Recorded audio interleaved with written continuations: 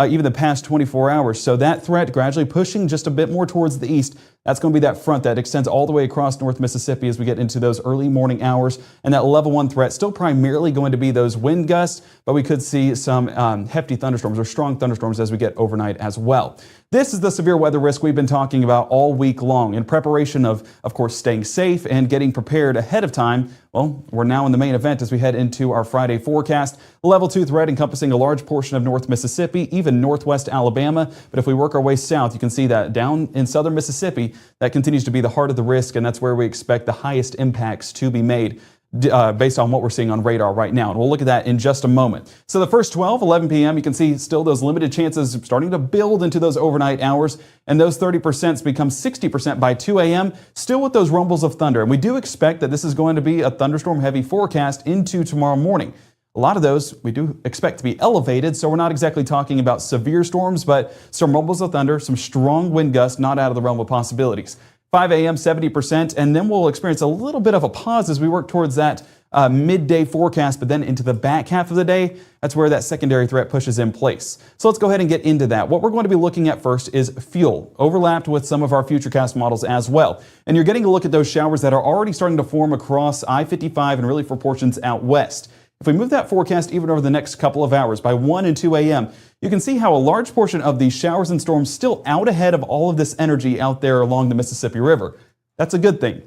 And we want that to continue to be the case, because what that means is these are going to be more elevated, that energy not exactly allowing for the lift these storms need to in order to become something a little bit more significant. So as these work their way through the area, this is not a concerning batch of storms as we get into those early morning hours on our Friday. Now, one note with this forecast, you're going to hear rumbles of thunder. You're going to experience some stronger thunderstorms with the rainfall being a little bit stronger. But again, we don't expect those to be severe, at least for that early morning forecast. But that fuel back behind it, you're seeing a little bit of those showers starting to form within that fuel, and that could produce some stronger thunderstorms on the back half of the day, especially where that fuel is a little bit more apparent.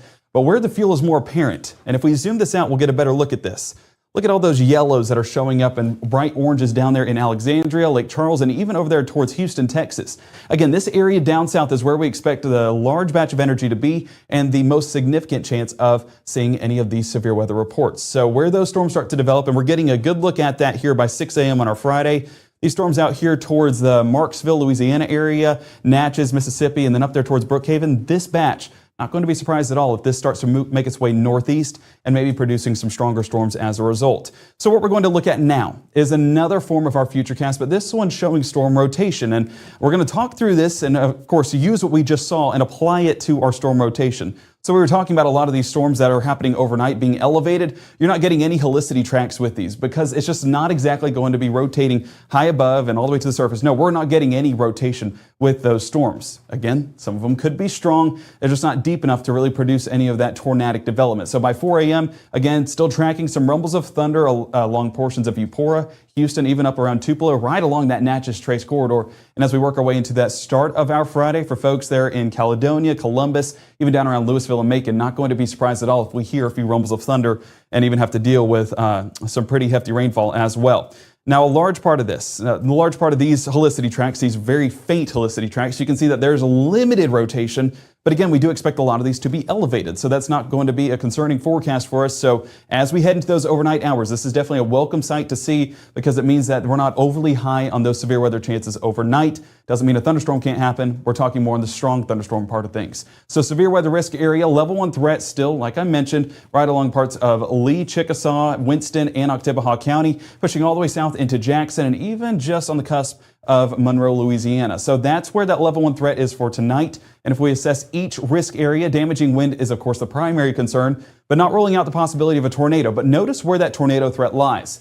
All the way out here in the Delta, really along the Mississippi River. Why is that? Where was the energy that we tracked just a moment ago? All across the river. So all these storms that are moving their way out ahead of this system, not concerned for tornadic development. That is primarily going to be with some of those individual cells out there in Arkansas, Northeast Louisiana, and really right along the river. And even then, not overly impressed with what Futurecast has so far. So let's carry that over and of course look at those low temperatures for the start of our Friday. Gabe, why are you showing low temperatures? To show you how unstable of an environment that we have. Remember, dew points are kind of our floor for how much we cool off overnight. So dew points already for the start of Friday only going to be in the low 60s. So we're not falling off significantly. That moisture will remain overhead and it doesn't have to rebuild through the day. It's already there and will continue to climb as we get into those afternoon hours. So Futurecast, we're going to go back to our fuel for our Friday. And as you can see, this large mass of showers and thunderstorms that are out along the Alabama state line, still out ahead of where that significant fuel lies. So again, as we head into the start of our Friday, not overly concerned with what we're seeing on Futurecast. But if we jump down south, Brookhaven, Jackson, Crystal Springs, all of this development right here lining up pretty well with that fuel. Going to be interesting to see how those continue to trend as we head into those Friday morning hours. And this line extends all the way from Brookhaven and Jackson southwest into Lake Charles, Louisiana, Alexandria, Natchez. So this line is really what I'd be watching for, and even these isolated cells out ahead for any tornadic development. So let's carry this over into your noontime hour, and I'll bring it back up to North Mississippi in just a moment. But again, the reason why I'm not looking at North Mississippi right now, that's a good sign because all of this fuel still remains down south. And you're getting these individual cells that develop in a very primed environment for severe weather to take place or for some deepening with those storms. So as this moves into that environment, these cells will continue to pick up steam, but depending on how many cells form, and Matt's been mentioning this, again, you can't have two great quarterbacks. You either have one great quarterback or just a lot of players that are insignificant to the game. So that's where we're dealing with that exact situation. A lot of development going to be happening, and if we get one storm to be able to eat up all this energy, then that'd be a whole different scenario. But we're not exactly getting that with this setup. We do expect a lot of storms that are trying to eat at the same amount of fuel, and therefore not going to hopefully produce anything that significant. Not saying a severe thunderstorm is not an impossibility, but we're talking about those more damaging storms that are on the higher end of that severe scale. So as we keep it going with the Futurecast, of course, this is how much fuel we have, and a large part of that lining up along Highway 82 and for portions south. So a lot of these storms, honestly, positioning not lining up either. So with these storms that are out ahead of it, this is going to be that leading edge that we watch for any of that stronger development. Back behind it, again, these showers and storms, that's already going to be an environment that's been eaten up by by those storms that have already happened.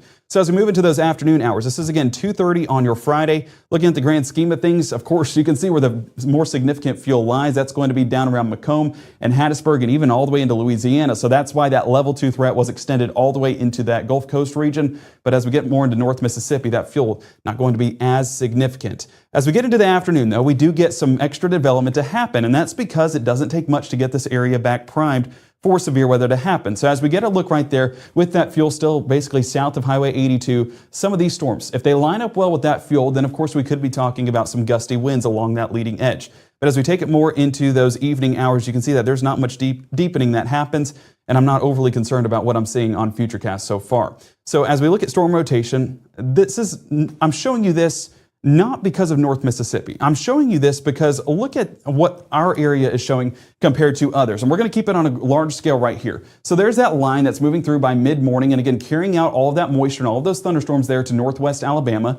Still not showing any helicity tracks. There is some that try to rotate down around Jackson, that storm that we were tracking just a moment ago, working our way into Meridian. And if this continues in that forecast, then we will see that carry over into Alabama. But again, it's entering an area that's not as primed with fuel, and it's moving out of an area that is very primed with fuel. So you can see how things are going to trend as we head into the rest of our Friday. Again, not exactly tracking those deepening storms into Tuscaloosa. So I think, again, our highest severe weather threat, or our highest tornadic threat, going to be down south into Jackson and Hattiesburg especially. So as we keep that Futurecast going, our storm rotation going, you can see that there is that brief break by midday. And as we keep it going into that mid to late afternoon forecast, you can see a few of these individual cells that stand out, especially down there just north of Baton Rouge. This one especially catches my attention because you have those purples that are showing up. That means there is a level of deepening that they're not exactly getting up here in North Mississippi. So watch how these trend. Of course, those purples starting to show up a little bit more, and some of those brighter streaks. Those brighter streaks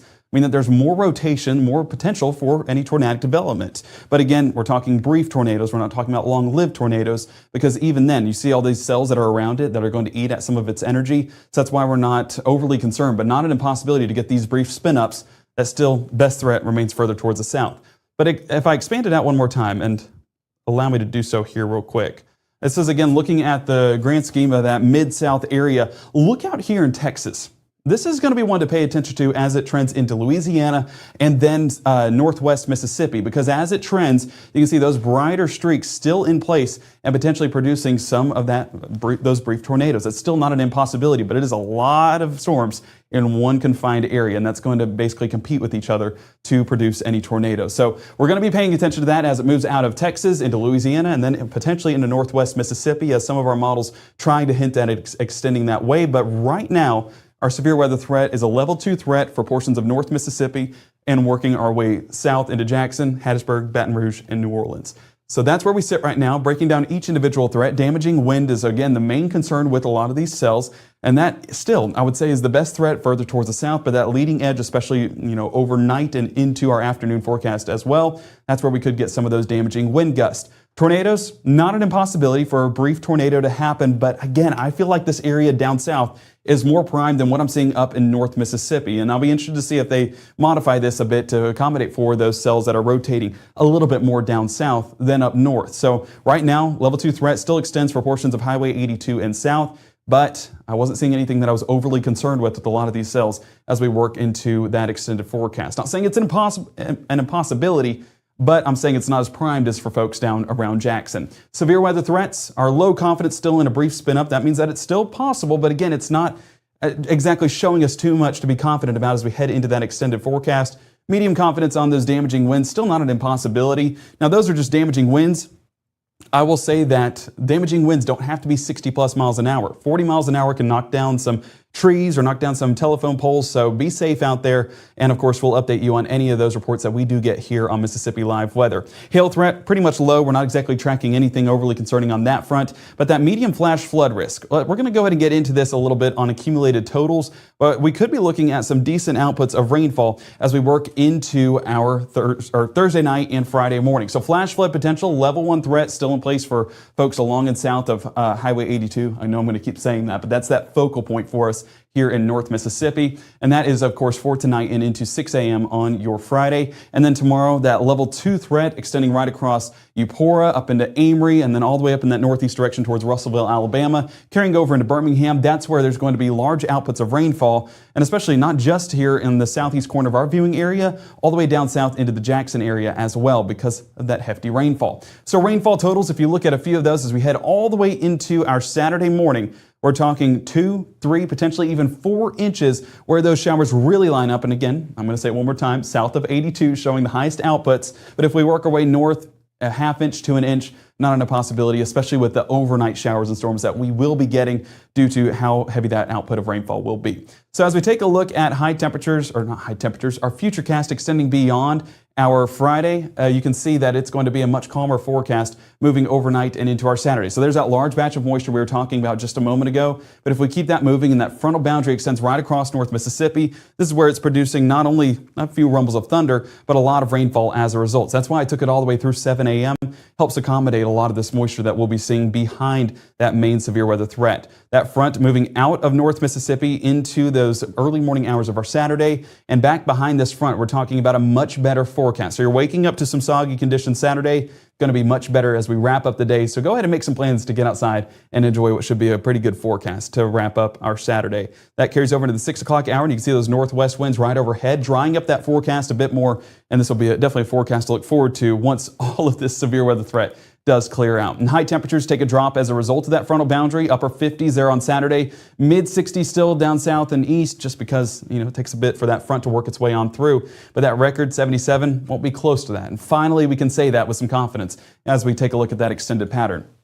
So Friday, still with those thunderstorms expected, 70% chance. Saturday at 30% there for the morning hours. But beyond that, clearing on up as we head through our Monday and Tuesday, and 20% there by midweek as a few more showers are possible. But again, all eyes are on Friday and, of course, what to expect. And we'll, of course, reassess that in just a moment. But coming up here in the next 60, what are we going to be talking about? Well, our Ethan Foster was out in Corinth tonight. I was there with him for a brief moment. And we were, of course, having our game of the week. And that was over in Corinth as Biggersville took on Corinth, played host to Corinth, and it was a fun matchup to say the least. We're going to be talking about that in more detail coming up on Mississippi Live Weather at 10, of course, after the break here in the next 60. So we'll see you back right after the break.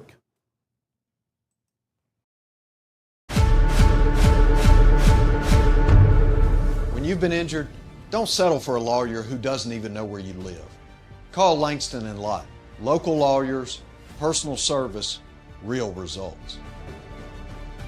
Out with the old and in with the new. It's time to save big at Room to Room's New Year's sale. Store-wide markdowns 50 to 70% off, no tax, 48-month special financing. It's a new year at Room to Room Furniture in Tupelo. There's no place like home.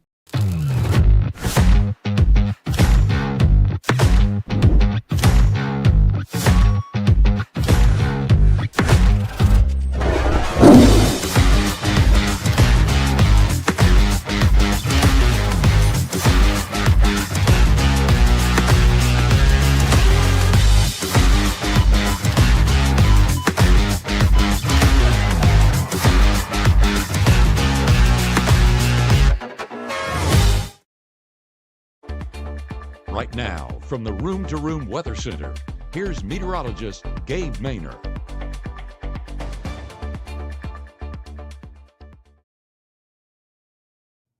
Welcome back here to the Room to Room Weather Center, continuing to assess tomorrow's risk, but we are continuing to look at your Game of the Week highlights. And of course, I know there's a big game happening right now. We'll update you on that here in just a moment with the Ole Miss Rebels playing host to the Miami Hurricanes. But we had our local game here for our high school basketball, and we went out to Biggersville to watch Corinth take on Biggersville for the Alcorn County playoff. And let's go ahead and take a look at the highlights shot by our Ethan Foster.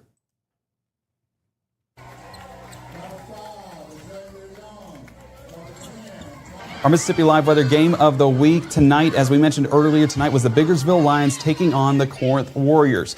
As you can see, tip-off right here, getting that game started, it was a heated battle for sure. Jameer Barton missed a one-hand jam right here. Insane. Wish he could have gotten that down. Tylen Mays with the rebound and missed put back. Braden Burris for another rebound. Back to Mays for the inside jumper. Lots of inside basketball with this one. Back and forth in the first half for the Lions. Zay Mays passes down to Brooks Sego, who had 25 points for the Lions in their last game. He knows how to play inside basketball. You'll be seeing a lot more of him tonight. Right here for Corinth, Swayze Hartnell on the wing, passes it back up to Barton, then back down to Hartnell for a heat check. Three is good. Both teams playing inside and outside tonight to keep it close.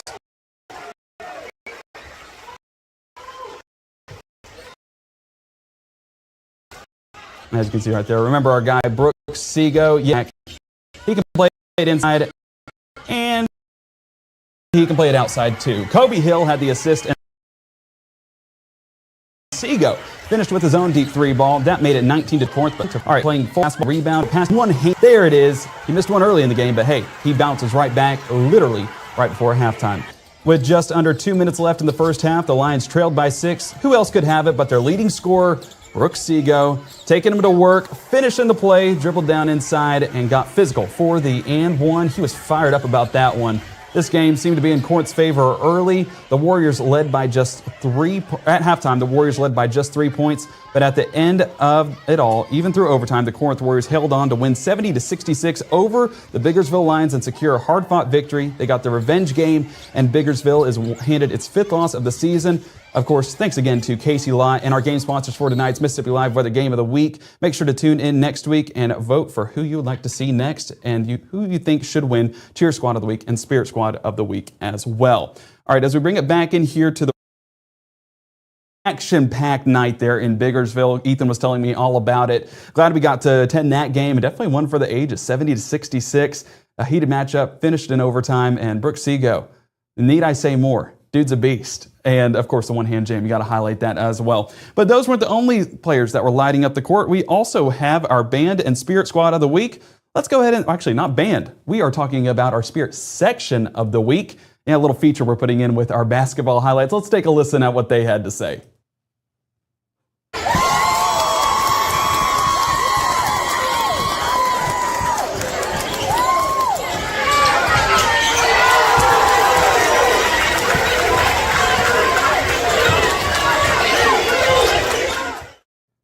So they were hyped. Need I say more? They were excited about that one. Corinth winning it tonight. Corinth winning the game as well. Needing that clean sweep. Let's take a look at who won our Cheer Squad of the Week. And I have a feeling one fan base is going to be real happy about who came out on top. Go, Big C! Go, Big C! Come on,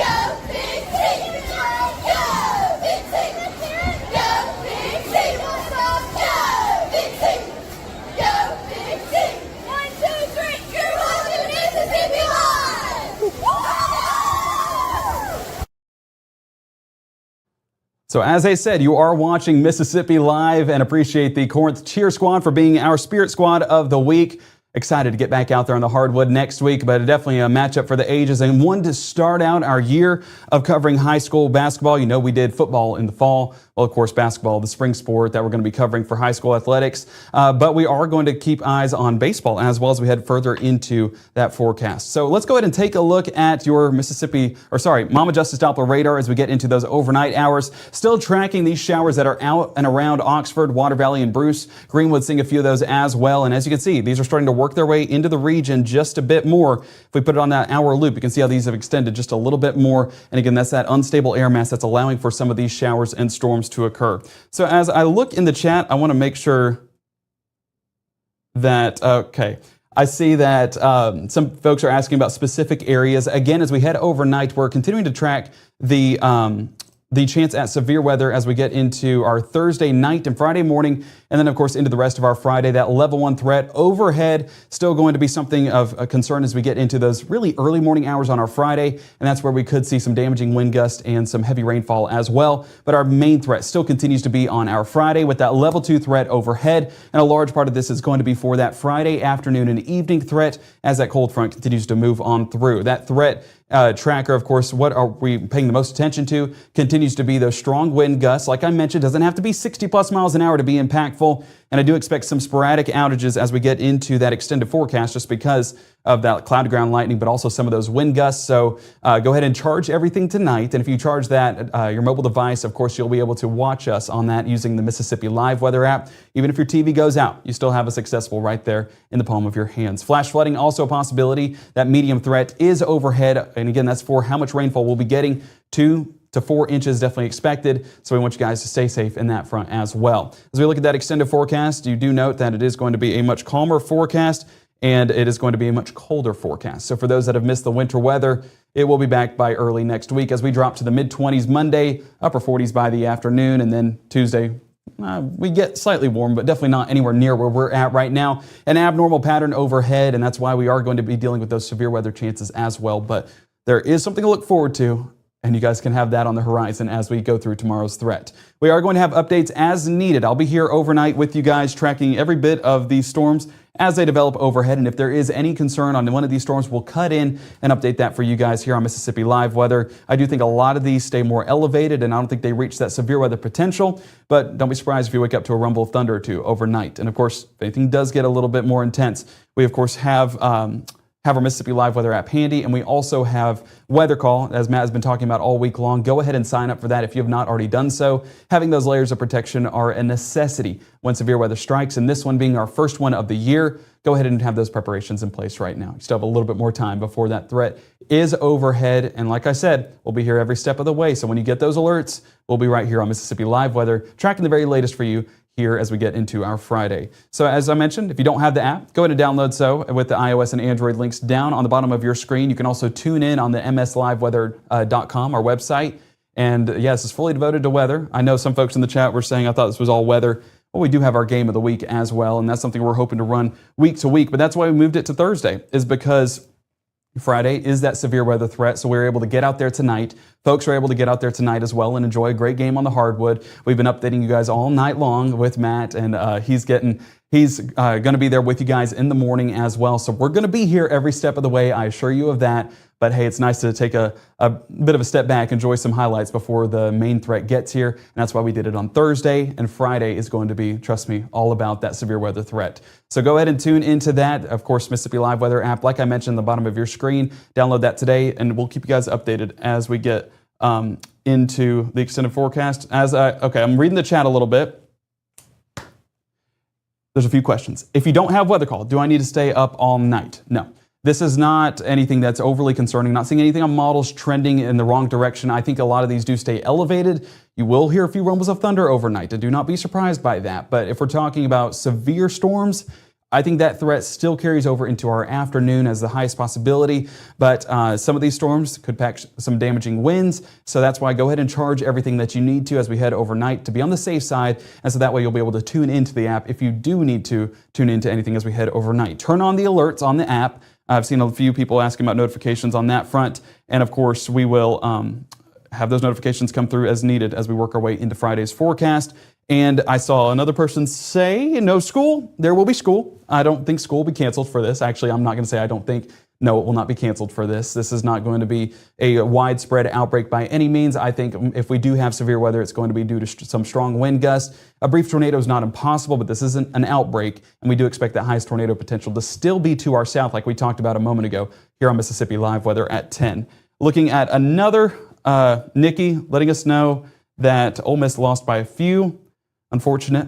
I know that I have a Rebel at home. I'm going to give her a big hug when I get home. I'm so sorry. I'm still going to give you a hottie toddy for you because it was a great season. And for all the Rebel fans out there, you have a lot to be proud of. And don't worry, your main guys are coming back next year. So keep this run going. And it's still Golding season. Don't have to deal with the toxicity of a certain individual anymore as he's down south. And I think next year's shaping up to be a good one for you guys. So don't get too down on it. Cheer for the Hoosiers, I guess, from here on out. Is that fair to say, Ethan? Yeah. And let me see. Thank you. I see some folks saying get some rest. Well, that's where we'll always have eyes behind the scenes on what's happening. And I'll be on duty overnight, letting you guys know if there's any severe weather of concern. Matt's going to be with us as well. He's trying to get a few moments of sleep before he heads into that morning shift, but I know him. He'll be up.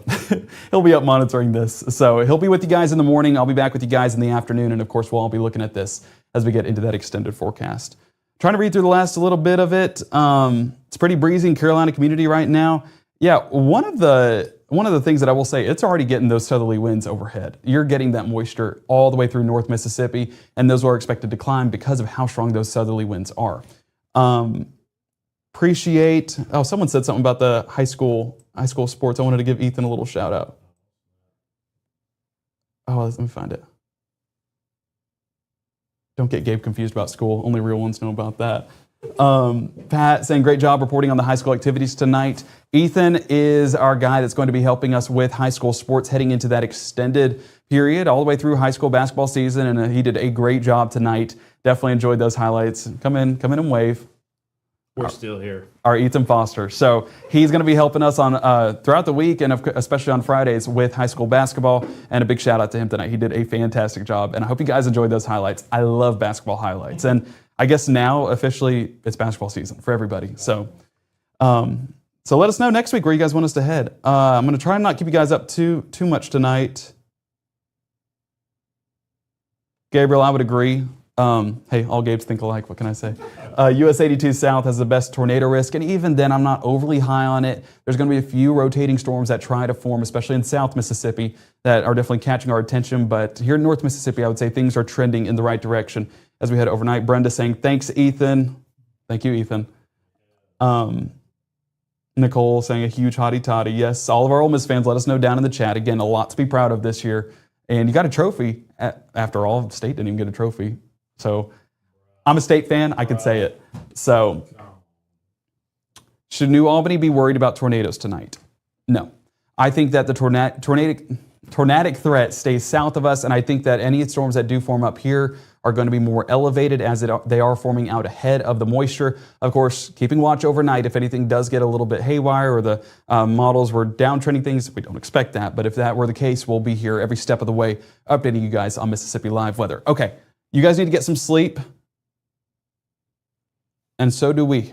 Well, I guess at some point. I'll be here all night, so don't worry. But you guys go ahead and get some rest, and of course, go ahead and download that Mississippi Live Weather app down below and have Weather Call like we've been talking about all week long. Definitely worth your money, and trust me, your life is worth more than what that money is. So go ahead and invest that. It's going to be definitely a worthy investment. Our next broadcast happening bright and early with Chief Meteorologist Matt Laupon at 6:37 and 7:30. If needed, we will cut in for earlier coverage than that, and that's going to consist of potentially overnight hours, but of course that's as needed, and as of right now, I think that we're looking much better overnight tomorrow. That level 2 risk is still overhead, and I know our broadcast schedule says 5, 6, and 10. Again, that's going to be our shows. We might cut in before then as needed for any of those storms that are rolling on through North Mississippi. But go ahead and download that Mississippi Live Weather app today to stay updated on the very latest. And we will keep you guys updated live from the Room to Room Weather Center. Like I said, hotty toddy, it was a great year. But I hope you guys do have a great night, and of course, stay safe in all of the weather as we head into Friday.